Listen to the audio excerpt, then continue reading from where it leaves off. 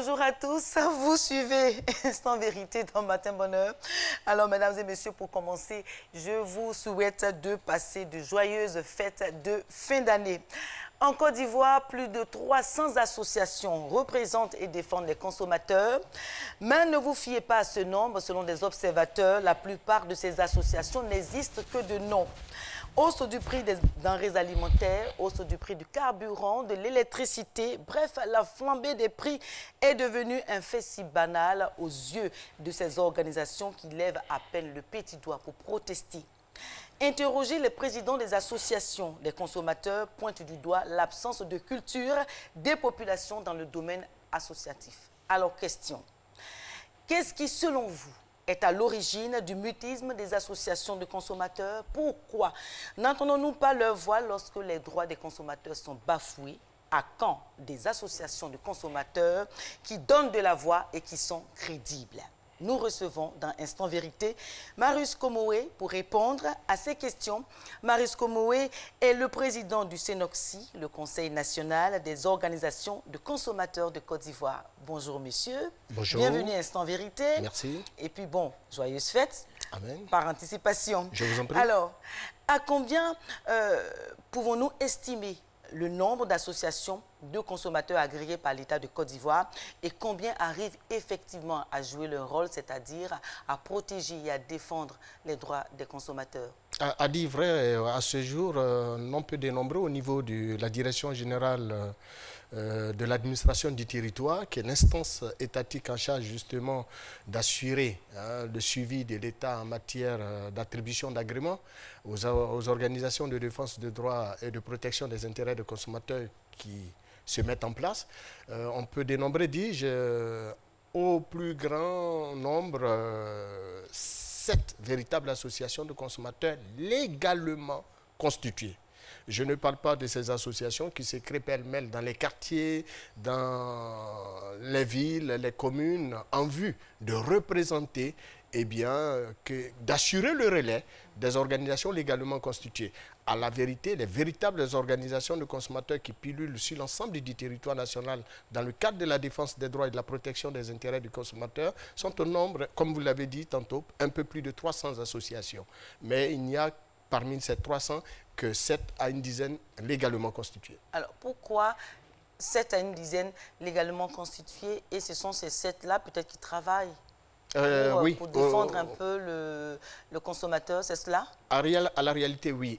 Vous avez en fait, pour tout dire, véritablement 4 organisations qui se font un peu entendre et qui existent véritablement sur le territoire national. Eh bien, parce que tout simplement, comme vous le savez très bien et vous l'avez souligné en intro, eh bien, le mouvement consommateur dans son ensemble, et particulièrement en Côte d'Ivoire, connaît également, comme les organisations de la société civile en général, quelques problèmes de fonctionnement. Les problèmes sont dus donc à des situations financières délétères, parce que les consommateurs eux-mêmes, on parle d'associations. Il s'agit donc de regroupement d'individus, de citoyens, en vue de se faire entendre. Et si vous n'êtes pas membre d'une association, parce que légalement affilié à cette association, en payant une cotisation régulière, en y associant naturellement votre voix par la participation active de votre personne aux activités de la dite fédération, vous ne pouvez pas vous dire que vous êtes un consommateur en tant que tel. Tout le monde est consommateur d'office. Voilà, justement, on n'arrive pas à comprendre, là, je ne vous suis pas très bien. Alors, quand une association se crée pour défendre les intérêts d'un consommateur. Alors, qu'est-ce que le consommateur fait? Il adhère à cette association-là? Absolument. C'est obligatoire pour les usagers, pour l'ensemble des citoyens, d'adhérer à une association en vue de lui donner les moyens de sa politique, les moyens de la défense de ses droits et les moyens de la défense, de la protection de ses intérêts. Mais en y faisant quoi? Quand il adhère, qu'est-ce qu'il fait exactement, le consommateur? C'est une association. Une association, on y adhère en prenant par exemple une carte d'adhésion, en payant régulièrement ses cotisations. Sans cotisation, une association n'existe pas. Sans membres, une association n'existe pas.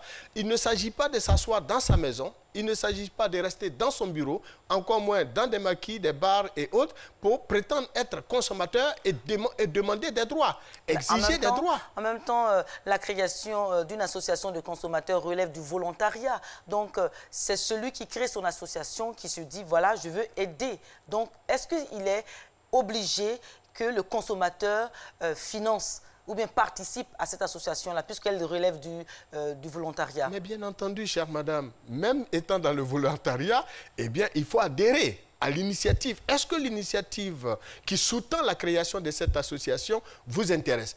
Est-ce que les idéaux défendus par l'association rencontrent votre assentiment? Si tel est le cas, eh bien, vous devrez naturellement y adhérer. C'est comme, par exemple, les associations de journalistes. Si vous n'êtes pas membre, vous ne disposez pas d'une carte de journaliste, vous n'êtes pas membre affilié à une organisation journaliste, vous n'êtes pas considéré comme tel. Alors, tout simplement, maintenant, est-ce que l'association a une autre, je vais dire, a d'autres ressources de financement? Ah ben oui, absolument. Auquel cas, on n'existerait pas. Il y a longtemps qu'on aurait mis les pieds à l'étrier. Non, à la réalité, nos ressources relèvent tout simplement du soutien que nous apporte un certain nombre de bailleurs de fonds, de partenaires techniques et financiers, dans des cas spécifiques de projets que nous leur soumettons et qui rencontrent justement leur vision des choses. Alors, est-ce que l'État de Côte d'Ivoire est-il obligé de financer une association? Un des textes réglementaires qui régit le fonctionnement du ministère du Commerce donne naturellement les pleins pouvoirs à ce département ministériel, non seulement d'encadrer la création des organisations de consommateurs à travers les directions régionales et les directions départementales de commerce, mais surtout d'apporter justement cet encadrement financier et technique permettant justement à ces associations de consommateurs d'être utiles à la défense des droits et à la protection des intérêts des usagers. Alors ça, je n'arrive pas trop bien à comprendre, je voulais juste savoir. L'État de Côte d'Ivoire, alors, est obligé de financer une association de la société civile, je veux dire. Est tenue de l'encadrer, pas obligée. Elle est tenue de l'encadrer, de le soutenir et de la soutenir et de lui donner les moyens de la défense des droits et de la protection des intérêts du consommateur. D'accord. Alors la question qui me vient tout de suite à l'esprit, est-ce que attendre de l'État ce financement-là ne vous rend-il pas dépendant de la main qui donne? Et donc peu crédible aussi. Former les présidents d'associations des consommateurs et les consommateurs sur les textes de loi réglementaires qui régissent justement la société, par exemple la loi sur l'interdiction de fumer, la loi sur l'interdiction d'utiliser, de vendre et autres, les sachets plastiques et autres, qui sont des textes de loi de l'État de Côte d'Ivoire, devraient pouvoir faire l'objet d'une forte communication, d'une forte sensibilisation des populations. À la matière, l'État a l'obligation justement d'avoir à ses côtés les organisations de défense des droits des consommateurs pour le soutenir en termes de sensibilisation des populations au respect de ces textes. D'accord. Alors, justement, la sensibilisation semble être votre talon d'Achille parce que quand on regarde au constat, les Ivoiriens ne sont pas véritablement informés de ce que vous dites ce matin. Je puis vous dire que c'est à l'État qu'il revient de faire le bonheur des populations et non non à une organisation de consommateurs. Mais en même temps, là, on parle d'une organisation. Non, s'il vous plaît, on ne parle pas de l'État. On parle d'une association de consommateurs. C'est du volontariat, vous l'avez si bien expliqué, qui a ses ressources, qui doit se donner les moyens pour pouvoir défendre les intérêts des consommateurs. Alors, dans ce sens-là, c'est l'association qui se doit de défendre les droits. Absolument. Voilà, vous entendez bien. Le rôle d'une organisation de défense des droits des consommateurs. Ça veut dire que vous devez sensibiliser les Ivoiriens sur ce fait-là. Est-ce que cette sensibilisation, elle est faite au moment opportun et sur la question qui est peut-être soulevée par, je peux dire, le marché ou le constat? Si ce travail n'était pas fait, aucun usager de services publics ne se référerait à une organisation de défense des droits et de protection des consommateurs ou même interpeller une organisation de consommateurs en termes d'augmentation du coût de la vie. C'est parce que, justement, le rôle d'une organisation de consommateurs, madame, c'est de faire la promotion des droits. La promotion des droits, quels droits en fait? Il s'agit des droits tels que reconnus par les Nations Unies. En fait, c'est des principes directeurs pour la protection des intérêts du consommateur dont nous avons la charge de faire la promotion afin que nul n'en ignore les fondements et s'en serve en cas de violation de ces droits. Donc la sensibilisation est faite, est-ce que vous voulez me dire? Absolument. Alors, si donc cette sensibilisation, elle est faite, comment expliquer le manque d'engouement des populations vis-à-vis des organisations comme dans de tous les États africains, pour la plupart, les populations ont cette inculture associative, qui les amène justement à adhérer plutôt à l'action politique. Les gens sont plus arc-boutés sur l'engagement politique, sur la vie politique d'un groupe d'intérêts ou de clans politiques que de défendre leurs propres intérêts. Je prends un exemple. Alors non, justement, avant d'avancer, quand vous dites une culture associative, j'ai bien entendu. Absolument. L'inculture associative sous-entend donc que pour ce qui concerne justement nos propres intérêts, la défense de nos propres intérêts, le bien-être social des uns et des autres, les gens ne s'accommodent pas à la défense de leurs droits. Les gens sont... Si tout à l'heure, l'on vous dit que tel camp politique appelle naturellement à un rassemblement des usagers, des populations, mais vous verrez que la salle est archi-com. Mais une organisation de défense des droits des consommateurs dont les membres, qui ne sont autres que les usagers des services publics, qui ne sont autres que les populations sans distinction d'ethnie, de religion, de région, les appellent à un soulèvement, que dis-je, à une protestation contre une situation bien donnée. Ah, vous avez bien fait de rectifier à un soulèvement, c'est différent d'une protestation, d'une manifestation. Mais la protestation consiste naturellement à se lever, à dire non contre un ordre établi. C'est juste un jeu de mots. Mais à la réalité... S'il vous plaît, s'il vous plaît, on va éviter ce jeu de mots. Alors, j'aimerais que vous expliquiez quelque chose quand même. Quand vous dites que les Ivoiriens n'ont pas de culture associative ou même manquent de culture associative. Absolument. Alors, est-ce que cela ne traduit pas le fait que les Ivoiriens n'ont pas confiance aux associations de consommateurs? Ah non, s'il vous plaît. Moi particulièrement, je n'ai pas de problème avec les Ivoiriens relativement à la confiance, que dis-je, au crédit qui nous est accordé. J'ai toujours été égal à moi-même. Je ne dois rien à personne dans ce pays. Je ne mange à la table d'aucun roi. Je fonctionne en tenant compte des tests qui régissent le fonctionnement des organisations et de défense des droits des consommateurs. Je ne prétends pas être le meilleur, que dis-je. Je ne prétends pas être un homme sans reproche, mais mettre au devant mes intérêts personnels ou les intérêts personnels des membres de ma fêtière en deçà, que dis-je,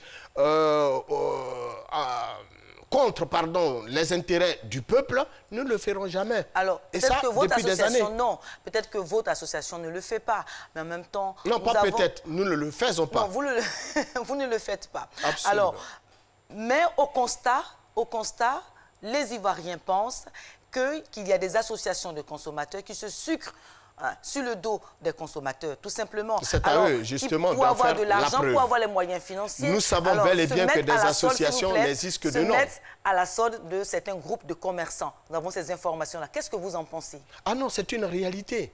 La réalité, comme dans toute organisation professionnelle, que dis-je, de défense des droits des uns et des autres, même dans le secteur des journalistes, vous avez des organisations fantoches. Oui, mais restons dans le mouvement consommateur, vous avez également des des présidents d'associations de consommateurs qui n'ont pas le niveau intellectuel. Donc, la formation académique requise, parce qu'on parle de défense des droits. Oui. Alors, en matière de défense des droits, vous n'avez aucune formation, vous n'avez pas de background, vous n'avez aucune qualité intellectuelle. Et puis vous dites vouloir défendre les droits de ceux-mêmes qui sont plus intellectuels que vous et qui sont des usagers des services publics. Donc, il se trouve qu'il y a effectivement des associations qui se sucrent sur le dos des consommateurs. Ce que ça, je puis le certifier. Mais en même temps, on va parler d'un autre sujet qui est très lié à celui-ci, pardon.